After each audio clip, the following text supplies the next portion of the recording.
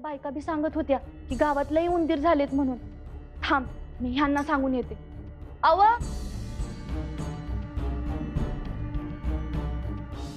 गावात एवढे उंदीर झालेत, कसे काय? एकदम एवढे उंदीर दिसण्याचे काय कारण असेल? आणखी कुणी येणार असण्याचा संकेत तर नाही ना? गणेशा, माता कुठे आहेत?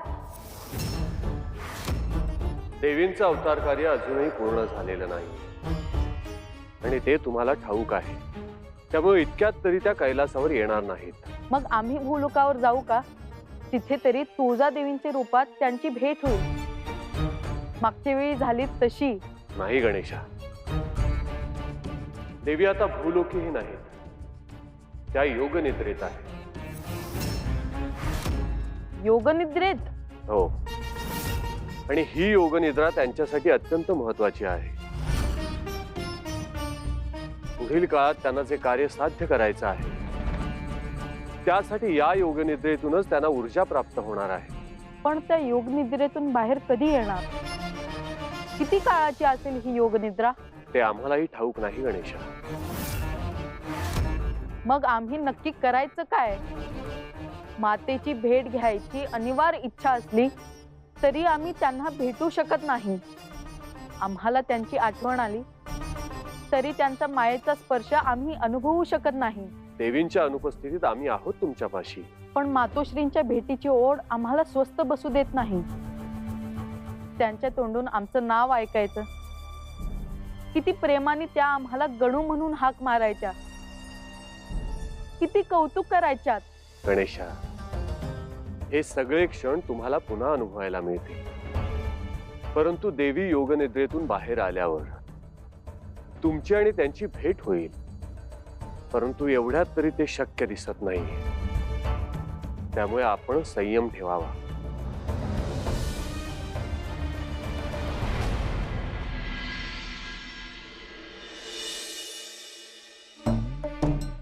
माझी पगडी कुठे गेली? ते उपरनं बी दिसत नाही. एक वस्तू जागेवर सापडेल कधी? तुला किती वेळा सांगितलं माझ्या वस्तूंना हात लावत जाऊ नको म्हणून? आता निस्ती पाहत काय उभी राहिलीस? अगं कुठं आहे ते सांग ना. तुम्हाला ज्या ज्या वस्तू पाहिजे आहेत त्या समजा समोरच ठेवल्या आहेत.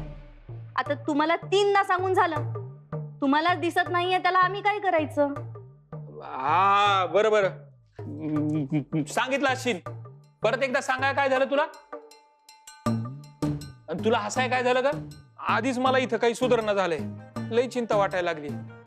समध्या गावासमोर कथा सांगायची आहे, ती बी देवी यायची. सोपं काम आहे वय ते? काजव्यानं सूर्याला उजेड दावण्यासारखं आहे ते. माझं काही चुकलं तर? समध्या गावासमोर माझं हसं झालं तर? तुमचं असं कसं होईल बाबा? तुम्ही तर किती छान गोष्टी सांगतात. अगं ते हित तुमच्यापाशी. समध्या गावासमोर सांगायचं म्हणजे तरी पण तुम्हाला जमेल. सूर्य दिवसा सगळ्यांना उजेड देतो, पण रात्रीच्या अंधारात कधी कधी काजव्यांचा उजेड सुद्धा आपल्याला रस्ता दाखवायला पुरेसा असतो ना. अव, बरोबर बोलती आहे आपली लेक. तुम्ही गोष्ट सांगायला लागलात ना की समदे एकदम तल्लीन होऊन ऐकतात बघा. समधी माणसं मानं डोलवतात. मद्राजाच्या कैदेत असताना बी मी ऐकलं आहे. समद डोळ्यांनी बघितलं आहे मी माझ्या. आणि समधे भक्तच आहे तुळजाईचे. तिच्या गोष्टी ऐकायला समध्यांना आवडतच की. बाबा, तुमच्या मनातली भक्ती जागवा आणि मोकळेपणाने सगळ्यांची बोला. गोष्ट आपोआप सांगितली जाईल. तुळजाई, माझ्या बाबांवर तुझा आशीर्वाद कायम राहू दे. आज त्यांच्या तोंडून तूच तुझी कथा सांग. सगळं छान पार पडू दे. आई राजा उदो उदो, आई राजा उदो उदो, आई राजा उदो उदो.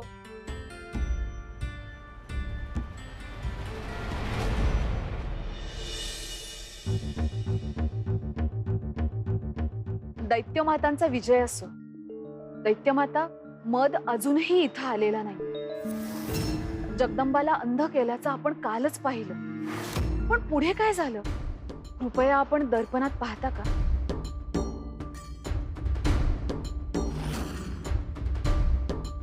तुझी शक्ती अफाट, तुझी खोली अथांग, भेद काळाचा पटल, जगदंबा कुठे ते सांग.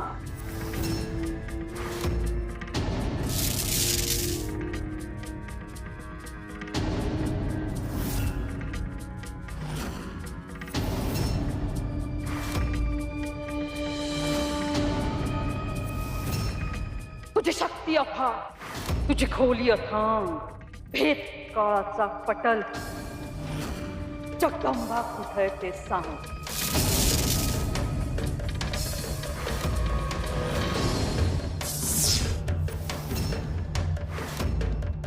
तंत्र मंत्र सामर्थ्यम दर्शमाम दर्शमाम.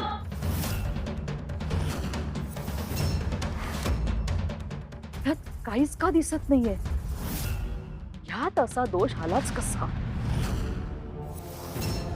मग ती जगदंबा किंवा तुळजाने तर केलं नसेल ना? मागे एकदा तुळजाने या महालात येऊन तो ग्रंथ नष्ट केला होता. तसं तर काही नाही, हे तसं दिसत नाहीये. पण विपरीत आहे हे निश्चित. पण तोपर्यंत जगदंबाची माहिती काढायला हवी आणि त्यासाठी भिंगार गावात जायला हवं. आणि ती कामगिरी पार पाडण्यासाठी आमच्या डोक्यात एक सुयोग्य व्यक्ती आहे.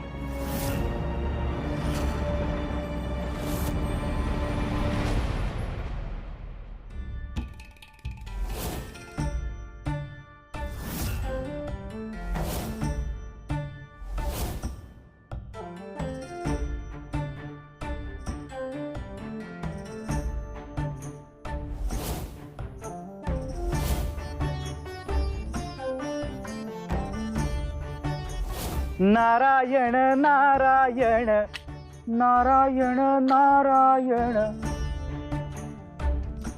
गणेश देवा नमस्कार. मुनिवर्य, तुम्ही प्रणाम. गणराया, अहो काय झालं? नाही, इतर वेळेस आपण उत्साही असता, आनंदी असता, एकदम प्रसन्न असता. मग आज असे उदास का दिसताय? मातेची आठवण येते नारद मुनी.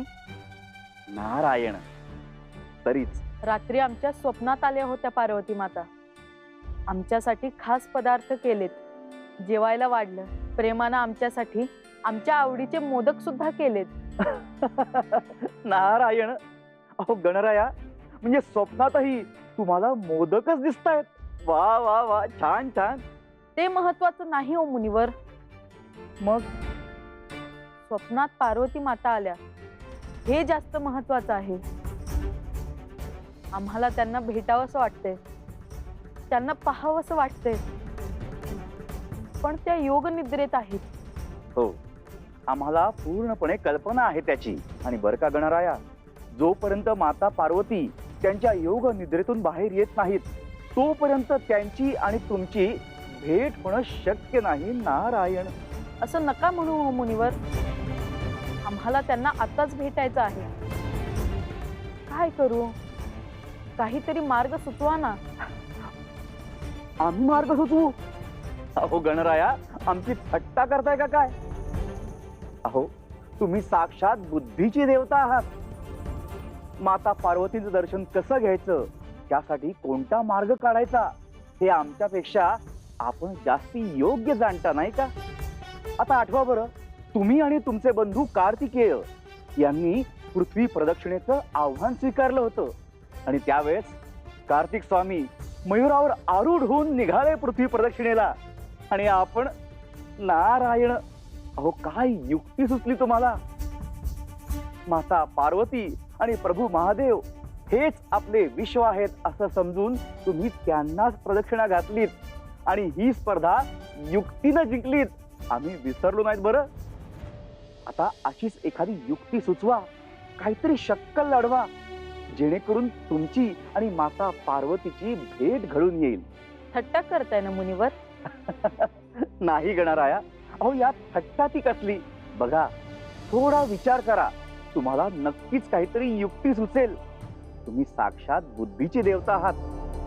काहीतरी शक्कल लढवा, जेणेकरून तुमची आणि माता पार्वतीची भेट घडून येईल. येतो. नारायण नारायण नारायण नारायण.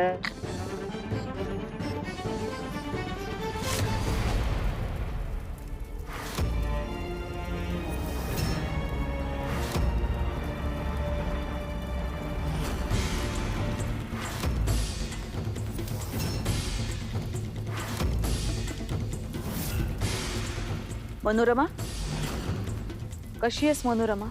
सम्राज्ञी, सम्राज्ञी, सम्राज्ञी मला क्षमा करा. सम्राज्ञी, माझं चुकलं, पण भयानक अंधाऱ्या काळ कोठडीतून मला बाहेर काढा. इथून पुढे मी सदैव तुमच्या आज्ञेत राहीन. तुम्ही म्हणाल ते करेन, तुम्ही सांगाल ते ऐकेन. पुन्हा तुमचा विश्वासघात कधीच करणार नाही. मला क्षमा करा. ठीक आहे, असं असेल तर आम्ही तुला एक शेवटची संधी देतो. सम्राज्ञी, तुम्ही फक्त काम सांगा, मी ते अगदी प्रामाणिकपणे करेन. पण आता या पुढे जर का काही चूक झाली किंवा आमचा विश्वासघात केलास तर आम्ही तुला जिवंत ठेवणार नाही, हे लक्षात ठेव. नाही नाही सम्राज्ञी, असं अजिबात होणार नाही. तुम्ही फक्त काम सांगा.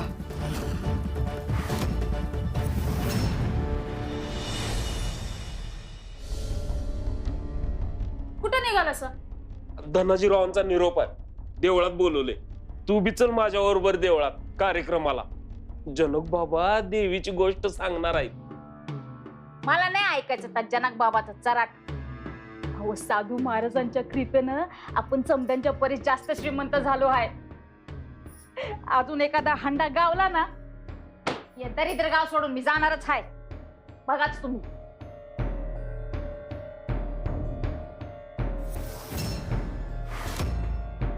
अहो, याच्यातलं सोनं आणि मोरा कुठं गेल्या?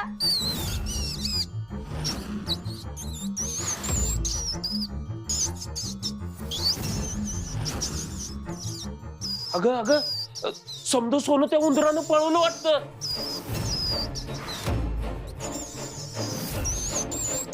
जाळे मेले उंदीर, समजा माझं सोनं पळवलं. दरिद्र केलं यांनी मला. आज या उंदरांना सोडायची नाही म्या.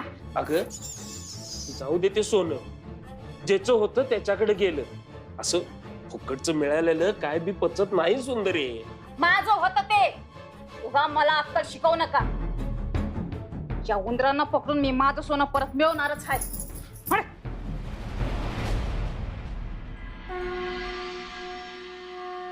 आई राजा, आई राजा, आई राजा. समध्या गावकऱ्यांना आणि देवी आईच्या भक्तांना माझा नमस्कार. तसा आपण रोजच भेटतो, पण आज मी तुमच्या समोर जरा वेगळ्या रूपात उभा आहे. धनाजीरावांनी कथाकथनाचं सांगितलं तो काय करायचं मला बी सुचत नव्हतं, पण देवी आई पाठीशी आहे याची जाणीव घरच्यांनी करून दिली आणि मी तुमच्या समोर येऊन उभा आहे. काही चुकलं तर क्षमा करा. अहो काय जनक बाबा, ही समधी आपली गावकरी मंडळी आपलीच आहे. तुमच्याकडून काय बी चुकायचं नाही. तुम्ही सुरू करा. हा, तर मंडळी, आपण तुळजाईला आपली आई मानतो. तिचा बी आपल्यावर लोभ आहे, माया आहे. तिला आपण आई म्हणत असलो तरी ज्या पार्वती मातेचं रूप ती आहे, तिच्या गर्भातून एका बी अपत्याचा जन्म झालेला नाही. किती चमत्कारिक गोष्ट आहे बघा. तर महादेवानी तिसरा डोळा उघडून कामदेवाला जाळलं. त्याची बायको रती ती लय दुःखी झाली आणि तिनं पार्वतीला शाप दिला. माझे पती गेले, आमचे आई व्हायचे स्वप्न अपूर्ण राहिले. आमचा शाप आहे तुम्हाला. आम्ही आता आई होऊ शकणार नाही ना, तेव्हा आता हेच अभागीपण तुमच्याही वाट्याला येईल. तुम्ही कधीच आई होऊ शकणार नाही. तर त्या शापामुळं देवी आईच्या गर्भातून एका बी अपत्याचा जन्म झाला नाही. काय आश्चर्याची गोष्ट आहे बघा. जी आई होऊ शकली नाही ती समध्या जगाची आई झाली. आई तुळजाभवानी.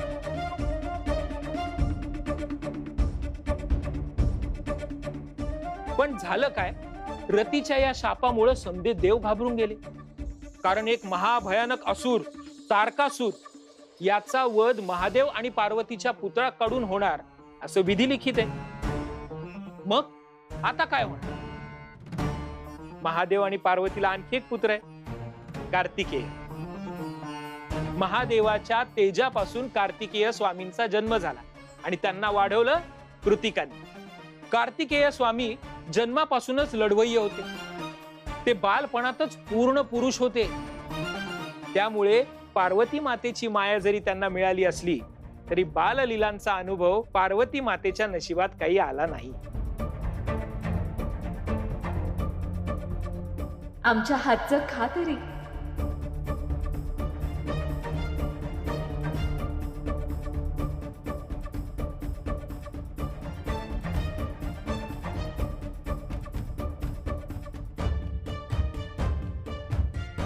कार्तिकेय बालवयातच युद्ध पारंगत असल्यामुळं ते युद्धभूमीवर असायचे आणि महादेव आपल्या कार्यामध्ये. या सगळ्यामुळं पार्वती मातेच्या आयुष्यात एकटेपण उदासपण वाढायला लागलं आणि तीच कुणाच्या तरी जन्माची नांदी होती.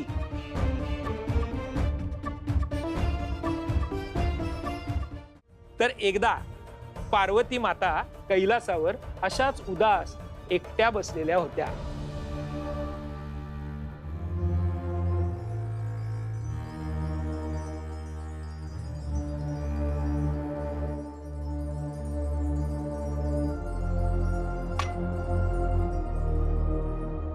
देवी, आपण उदास का दिसत आहात? काय झालंय? स्वामी, आम्हाला हा एकटेपणा नकोसा झालाय. तुम्ही तुमच्या कार्यात नाहीतर साधनेत मग्न असता. कार्तिकेय त्याच्या व्यापात गुंतलेला असतो. आम्ही एकट्या पडतो स्वामी. काय करावं कळत नाही. एकटेपणाचा त्रास आणि तुम्हाला हे काय ऐकतोय आम्ही? देवी, आपण केवळ आमच्या पत्नी नाही आहात, आपण साक्षात आदिशक्तीचा अंश आहात. या विश्वाची निर्मिती आपण केली आहे. विश्वाचा गाडा चालवण्याचं काम आपण लीलया करता. त्यामुळे आमची किंवा कार्तिकेयची कमी आपल्याला का भासावी? कधी कधी आम्हाला प्रश्न पडतो, एखाद्या सर्वसामान्य स्त्रीसारखे विचार आपल्या मनात येतात तरी कसे? महादेवांना देवीचं देवत्व कळत होतं, पण त्याच्या आत दडलेल्या बाईचं मन ते समजू शकले नाही. एका बाईचं मन जे एका आईचं मन सुद्धा होतं. पार्वती मातेनं तिचा अंश तिच्या मळापासून बनवायचा ठरवला आणि त्या बालक रूप घडवू लागली.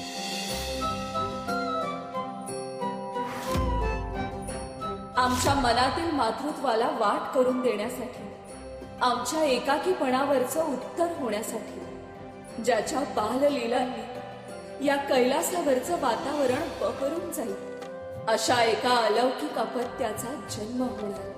तू सुख करता दुःख हरता होणार. तू आमचा आणि महादेवांचा पुत्र म्हणून ओळखला जाणार. ह्या पार्वतीचं तन आणि महादेवांचे मन ह्यातूनच तुझा जन्म होणार. संपूर्ण जग तुला आमचा आणि महादेवांचा पुत्र म्हणून ओळखणार.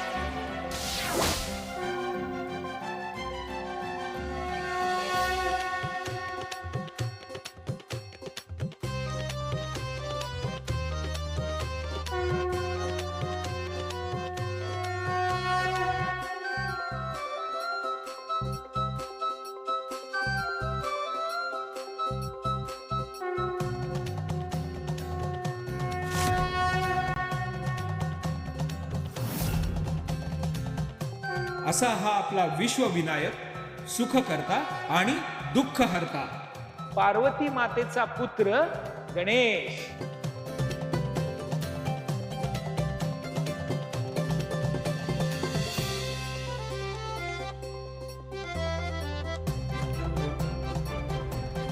पार्वती माता जेवढी भाऊक होती तेवढाच गणेश पण होता. त्यानं पहिल्यांदा आपल्या मुखातून आईला हाक मारली, म्हणाला, आई आई आई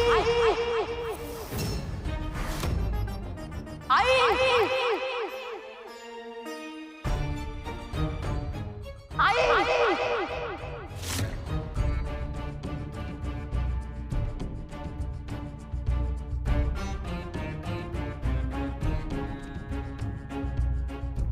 आई आई बाळा कोण आहेस तू? काय हवंय तुला? मी माझ्या आईला शोधायला आलोय. माझ्या आई इथंच कुठेतरी आल्याच कळलंय मला. तुझी आई इकडं? अरे पण कोण आहे तुझी आई?